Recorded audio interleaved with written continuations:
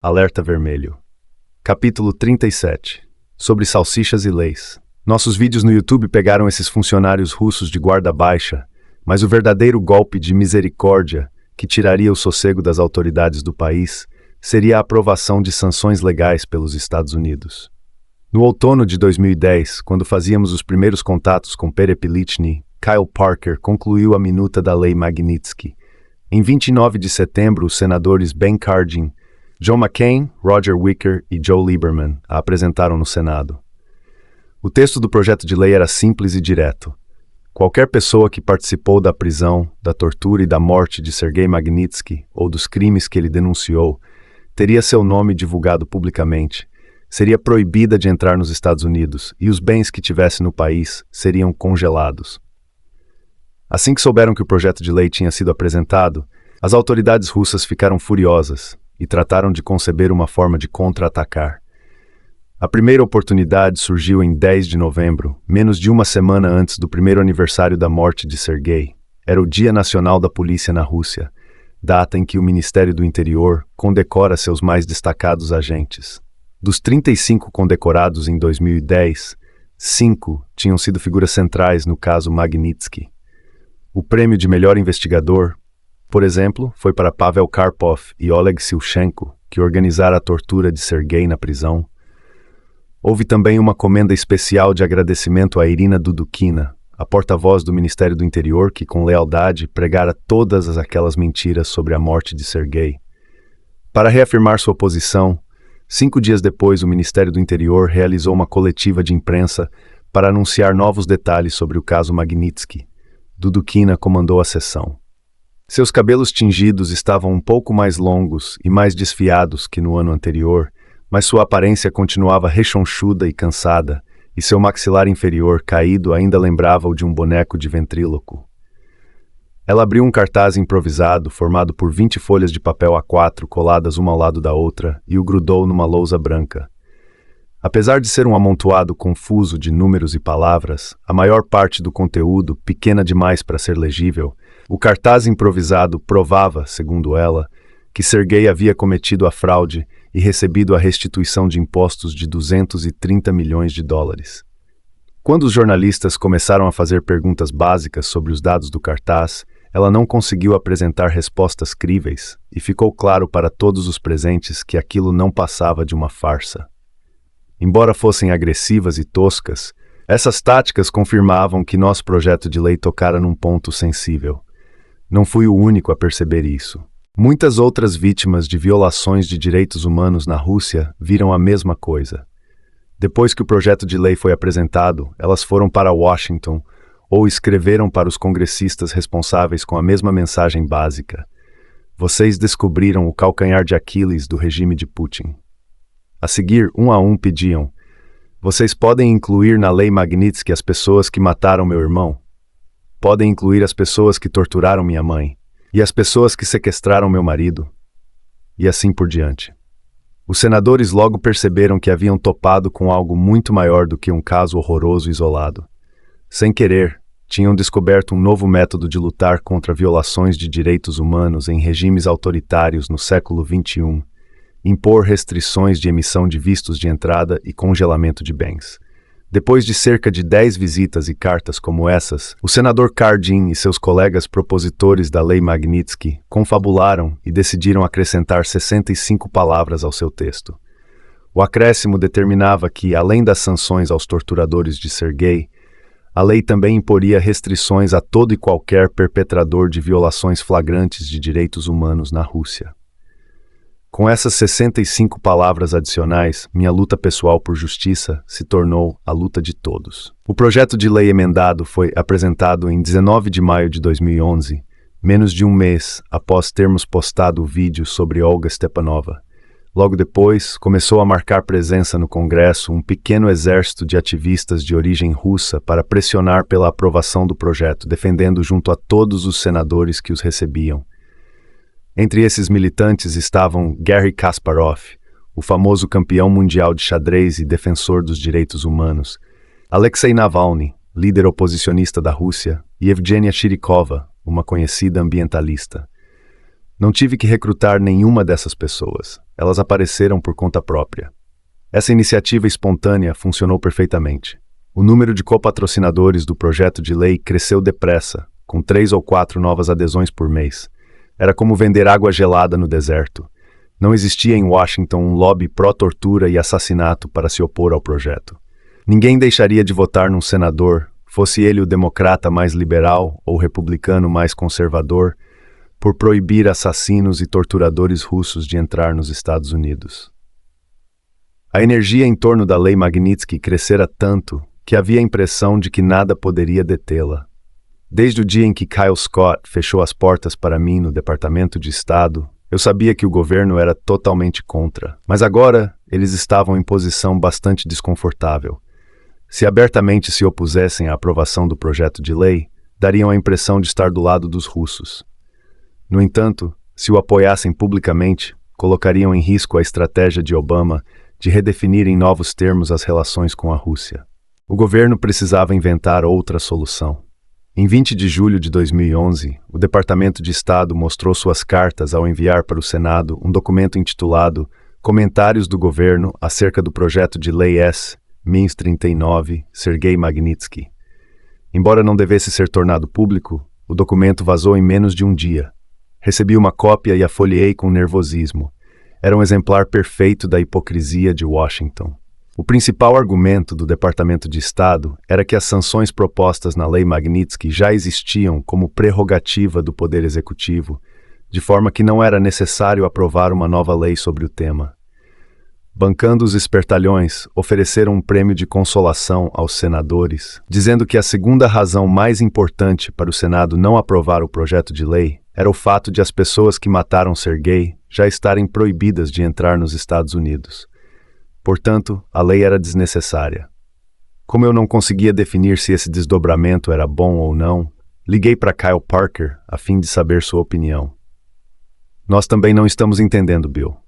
Cardin me mandou ligar para o Departamento de Estado e procurar saber quem estava na lista de pessoas com restrições de emissão de visto, mas eles não me disseram nada.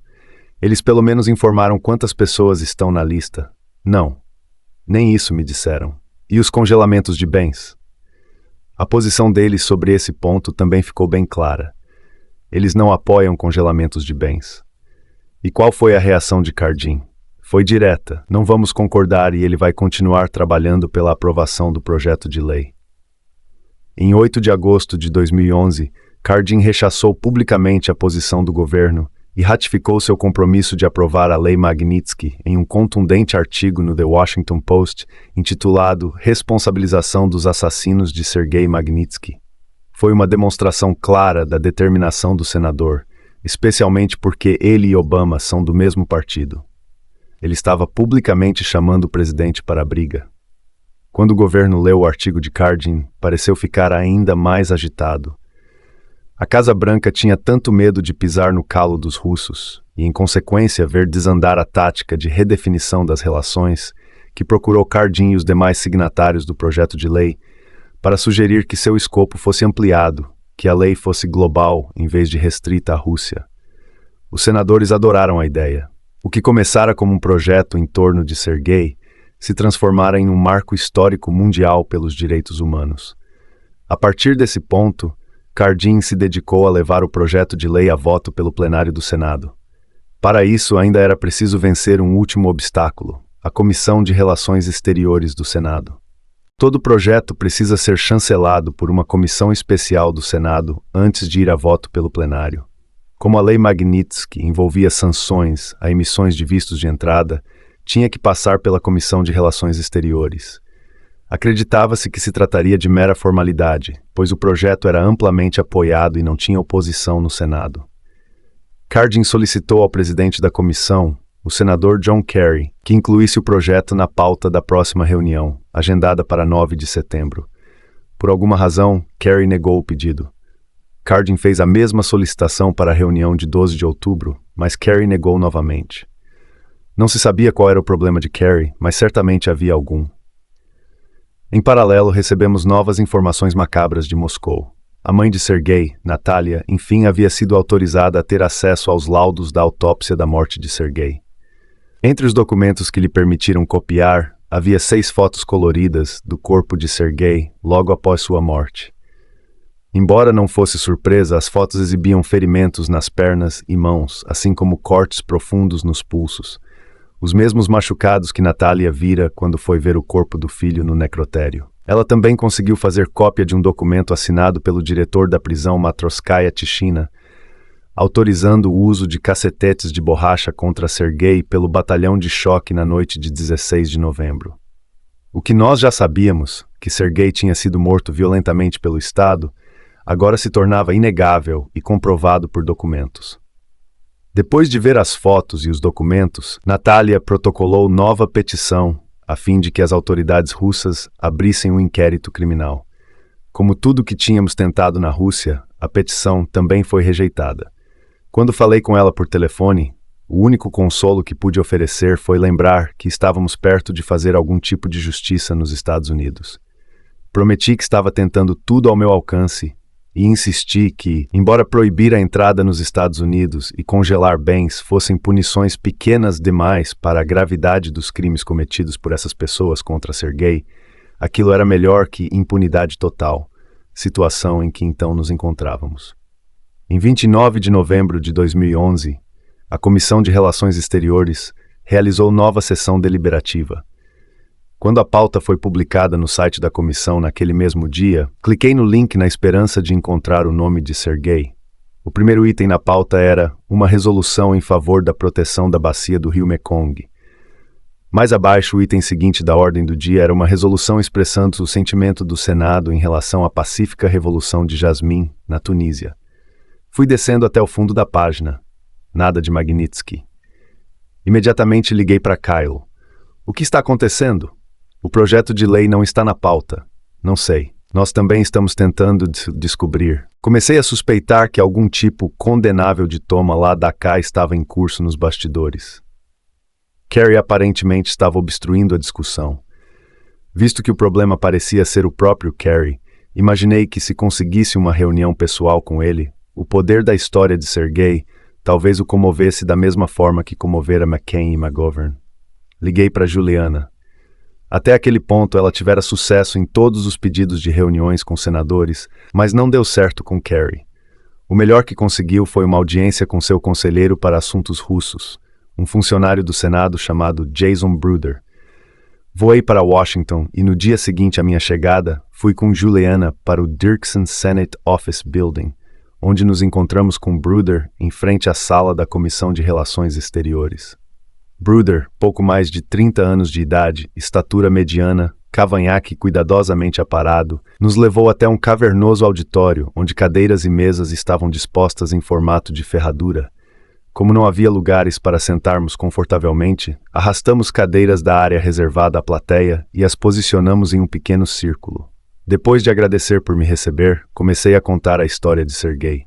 Na terceira frase ele me cortou. Sim, sei tudo sobre esse caso.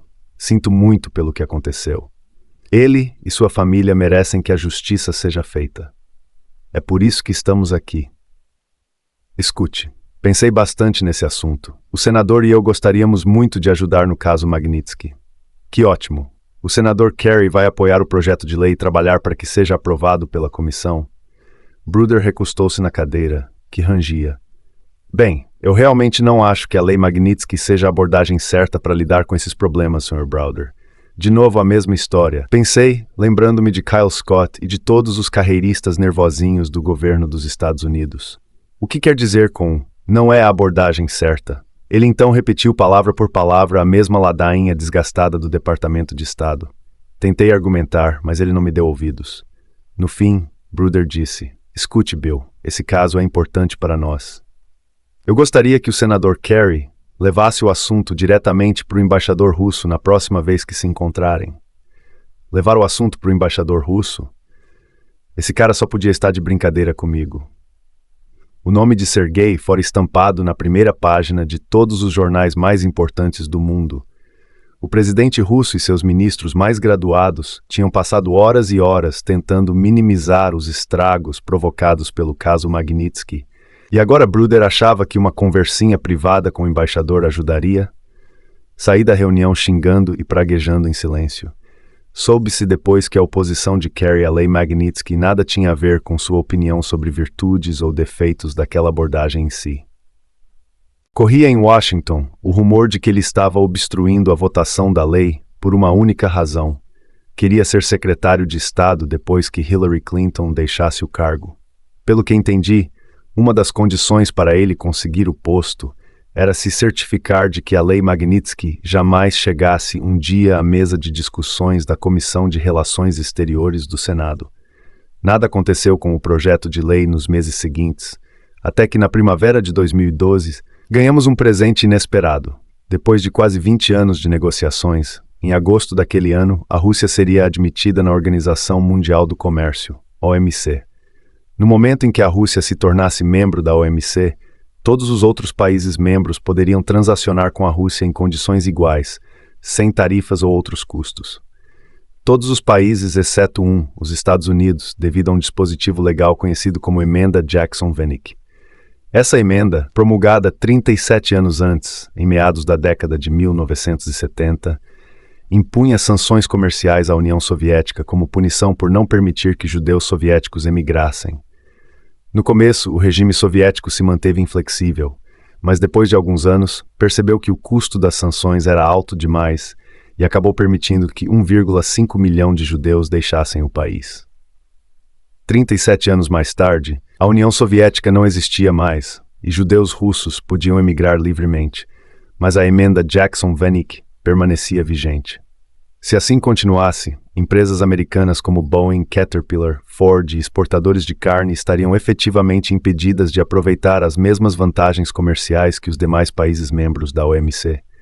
Do ponto de vista do empresariado americano, a emenda Jackson-Vanik tinha que ser revogada, e o governo Obama dava total apoio à ideia. Se tivesse autonomia para revogar sozinho a emenda, o presidente o teria feito. No entanto, para tirá-la da legislação, precisava da aprovação do Congresso. Eu estava em Washington trabalhando com Juliana em nossa campanha na semana em que o governo deflagrou seu esforço para derrubar a emenda Jackson-Vanik. Depois de uma manhã de reuniões, Juliana e eu demos uma parada para almoçar na lanchonete localizada no corredor do subsolo do Hart Office Building. Eu estava comendo uma salada em uma precária mesa de alumínio quando Juliana me cutucou e apontou discretamente em direção ao corredor, por onde caminhava, cercado por alguns poucos assessores, o senador Joe Lieberman, um dos mais proeminentes copatrocinadores da Lei Magnitsky. Bill, aquele ali é o Lieberman. Acho que você deveria falar com ele sobre essa situação da emenda Jackson-Vanik, cochichou ela. O quê? Agora? Ele só está passando pelo corredor. Não dá para ter uma conversa adequada com ele nessas condições. Embora tivesse aprendido a ser bastante assertivo quando necessário, até hoje não me sinto confortável abordando estranhos e os obrigando a me ouvir, especialmente pessoas que são alvo constante das atenções do público.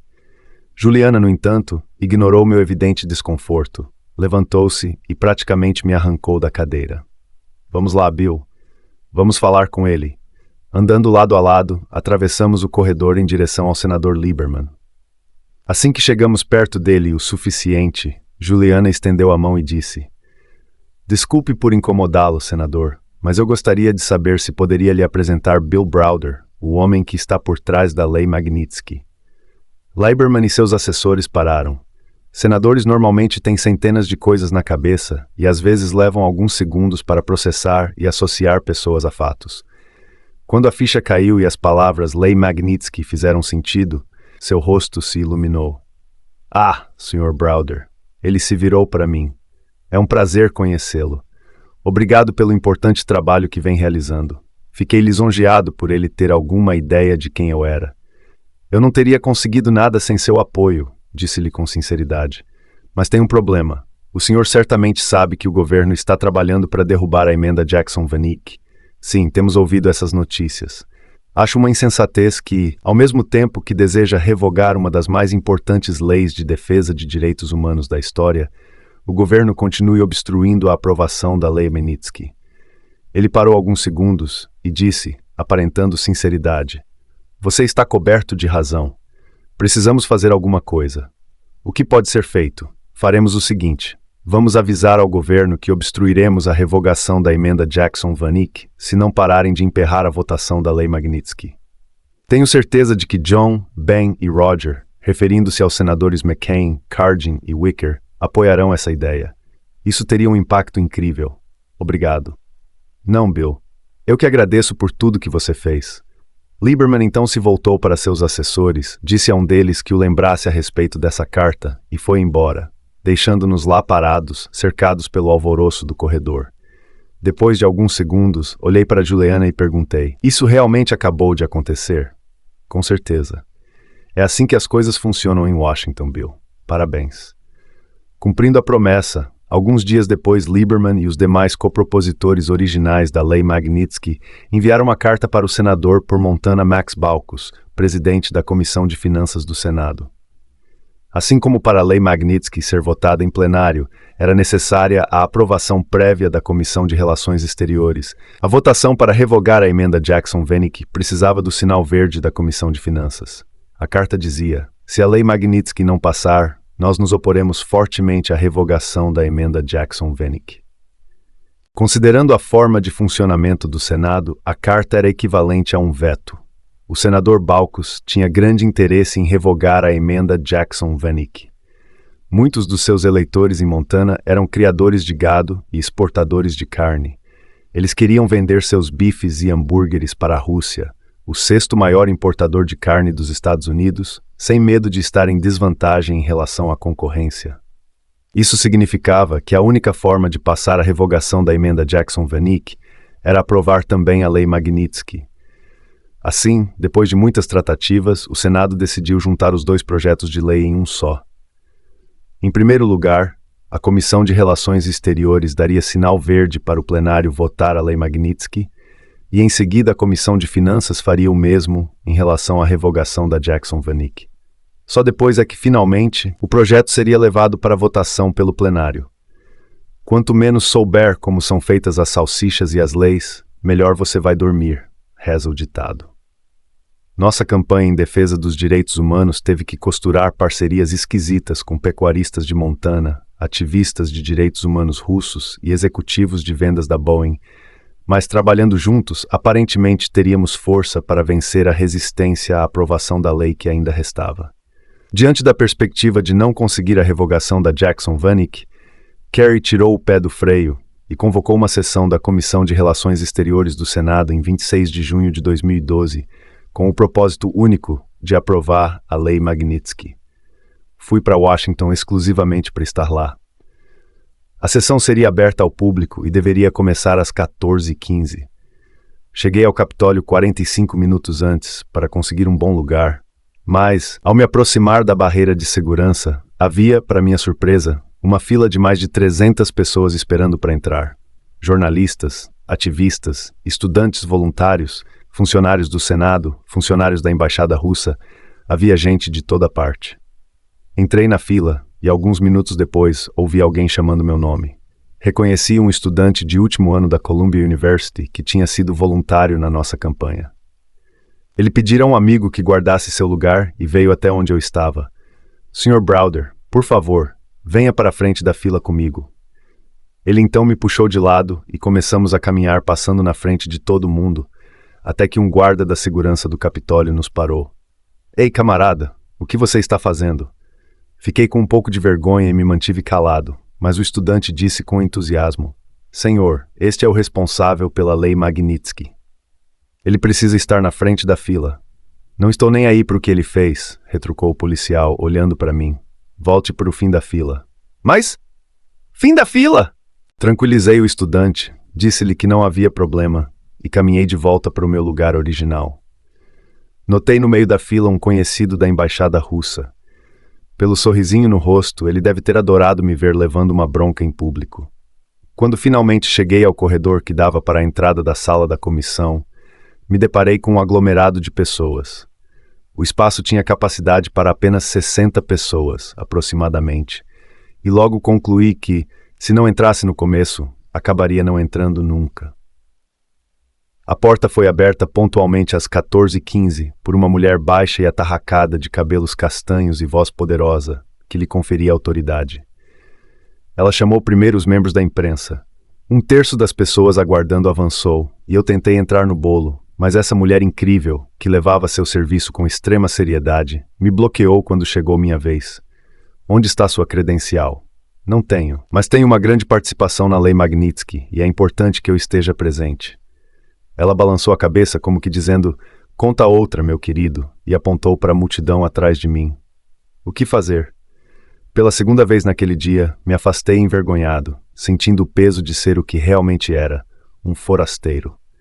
Fiquei atrás de uma corda de isolamento, de onde vi quando os senadores e seus assessores apareceram. A multidão abriu espaço para que passassem e flashes começaram a espocar em toda parte. Um dos últimos senadores a chegar foi Ben Cardin, que não percebeu a minha presença. Felizmente, seu principal assessor, Fred Turner, percebeu. Quando chegaram perto da porta, vi Fred dizer alguma coisa para a mulher de cabelos castanhos e apontar em minha direção. Ela veio até mim. Sr. Browder, peço desculpas. Temos lugar para o senhor. Por favor, me acompanhe, disse antes de me conduzir pelo salão lotado, o mais pomposo de todas as comissões do Senado, e me indicar a última cadeira ainda vazia. O senador Kerry entrou por uma porta lateral e abriu oficialmente a sessão. Sua linguagem corporal deixava claro que ele preferiria estar em qualquer outro lugar em vez dali. Começou a reunião com um estranho discurso sobre como os Estados Unidos não são um país perfeito, alertando que as pessoas presentes naquele salão deveriam ter em mente a necessidade de o país não ficar sempre apontando o dedo para os outros e também olhar para dentro quando pensamos nessas coisas. Ele então passou a palavra a alguns dos outros senadores, todos os quais fizeram comentários favoráveis ao projeto de lei. Depois que terminaram, Kerry voltou-se diretamente para Cardin. Não considero essa matéria uma peça totalmente pronta, e não quero que seja julgada como se fosse. Com sua voz condescendente e seu sotaque aristocrata de Boston, ele seguiu emitindo montes de pensamentos praticamente ininteligíveis sobre como a Lei Magnitsky potencialmente comprometeria informações confidenciais, acrescentando que, embora fosse muito legítimo citar nomes e expor publicamente, ele estava preocupado com as consequências indesejadas de solicitar esse tipo de relatório detalhado que implica uma gama maior de contrapartidas de inteligência. A confusa fala em diplomatês de Kerry escancarou que ele só estava ali porque precisava estar e que ele não se sentia confortável fazendo o que era para ser feito. Tudo o que ele dizia parecia ser uma tentativa mal disfarçada de protelar a votação do projeto de lei e deixar a tarefa para a próxima legislatura do Congresso. Se isso acontecesse, todo esse exercício de fabricação de salsichas teria que ser reiniciado do zero. Tudo dependia daquele momento. Seria Cardin, um senador em primeiro mandato, capaz de peitar Kerry há 27 anos na casa e uma das figuras mais influentes do Partido Democrata? Quando Kerry encerrou sua fala sonolenta, todos os olhos se voltaram para Cardin, que aparentava nervosismo enquanto se preparava para expor seu pensamento. Cardin não arredou pé e se recusou a adiar a discussão do projeto de lei, exigindo que fosse a voto pela comissão imediatamente. Depois de 5 minutos de vai-vem, Kerry se cansou e chegou a cortar Cardin no meio de uma frase, perguntando: algum ponto a mais a ser debatido? Mais algum comentário ou discussão? O salão mergulhou no silêncio. Kerry ordenou então que fosse a voto. Nenhuma voz se ergueu para dizer não. Kerry enfim anunciou a aprovação por unanimidade e encerrou a sessão. Não levou mais de 15 minutos. Andando em fila, todos deixaram a sala. Eu estava nas nuvens. Desde 16 de novembro de 2009, tinha dedicado todos os dias da minha vida à memória de Sergei. Nesse dia de junho de 2012, era como se não existisse em Washington, a cidade mais importante do país, mais poderoso do mundo, uma única pessoa que não conhecesse o nome de Sergei Magnitsky.